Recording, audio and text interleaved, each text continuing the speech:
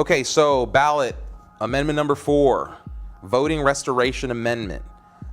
This amendment restores the voting rights of Floridians with felony convictions after they complete all terms of their sentence, including parole or probation. The amendment would not only apply to those convicted of murder, but I gotta read that again. The amendment would not apply to those convicted of murder or sexual offenses, who would continue to be permanently barred from voting unless the governor or cabinet vote to restore their voting rights on a case-by-case basis. The precise effect of this amendment on state and local governments costs cannot be determined, but the operation of current voter registration laws combined with an increased number of felons registering to vote will produce higher overall costs relative to the process in place today. The impact, if any, on state and local government revenues cannot be determined. The fiscal impact of any future legislation that implements a different process cannot be reasonably determined. Are they just adding this little second section with a financial caveat? Is that like, why is that part on the ballot here? I don't recall seeing some of that stuff before. Asking why is an unfair question. Okay. Because it's I don't know the reasons why. I think there's requirements for evaluating the fiscal impacts of measures if they might affect the budget. In this case, it might affect election costs. So, I mean, they were just reflecting that. Sure. But the real meat and potatoes is the first part. Sure. Right? So it's basically saying felons, it restores their right unless you're a sexual offender or a murderer. A murderer, right. So in almost every state in the country, once you've done your time and you're, if you're released on parole, whatever it is, when you've completely finished your court sentenced punishment for committing a felony, other than major ones like sexual offenses and murder, you get your voting rights back. That's how it works in most of the country. There's a few states that don't do that, of which Florida is one. We have a system instead where you have to petition to a state agency to get your voting rights back, and they only process a few of those applications every year. So there's this massive backlog, to the extent where 1/2 of all of the felons who can't vote in the United States are in Florida. So there's 3 million in the whole country, 1.5 million are in Florida. So we are completely out of whack on this with the rest of the country.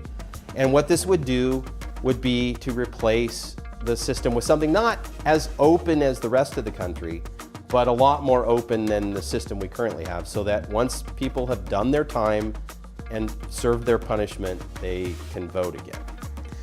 Yeah, I mean, I didn't know that stat, that we were that disproportionately out of whack. Can you repeat that again? Yeah, so there's 3 million ex-felons who can't vote in the United States. 1.5 million of them are in Florida. And we don't have half the population of the United States. No, we sure don't. Just Not checking. even close.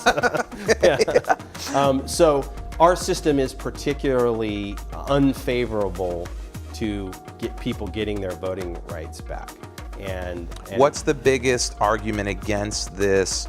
Are people worried that, it's like that they don't deserve the right to vote? It's too broad a sweep? Like, what's the main holdup here against? I think there's two arguments to it. One is there's a sort of a pure partisan argument. Okay, ex-felons tend to vote Democrat, so you can have a pure partisan reason to oppose it.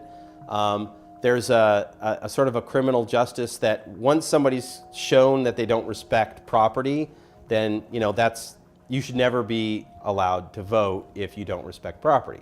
But that sort of ignores that people can change. And the whole idea of the correctional system is for people to change. Right. So that's the back and forth argument around that. I think there's also an argument that having a review system, which is what Florida has, where somebody's going to look at your file and make sure that you're not still a problem and therefore shouldn't be allowed to vote, kind of makes sense. I think, yeah. But if there's 5,000 people applying every year and they're only reviewing 100, that's not a system that works. So nobody's presented a way to potentially expedite that other process other than this. This is the solution of just kind of carte blanche, do the whole thing. Right, so there have been attempts to reform the process. In the last few years, under the current administration, the process became much slower. So it went the opposite direction. So people said, well, the reforms are not going the right way. So we're just going to replace it. You could contrast, New York is one of the other states that does things the way Florida does. But they don't have a huge backlog, and they don't have half of the felons that can't vote in the country because their system works. The vast majority of people apply, and within a couple of months, they get their voting rights back, and a few people don't. If we could have that, we wouldn't have this problem. But after 10 years of trying, the state has not been able to make that system work. So this is where the reformers have gone to this to say, well, let's just go to the way the rest of the country is. Got it. That seems like it's pretty straightforward there. There's no crazy bundling on this one. And Yeah, I think, no weird double negatives or anything. and when you vote yes, you're voting to restore the rights. You vote no, you're voting against. Right. So that's pretty straightforward there.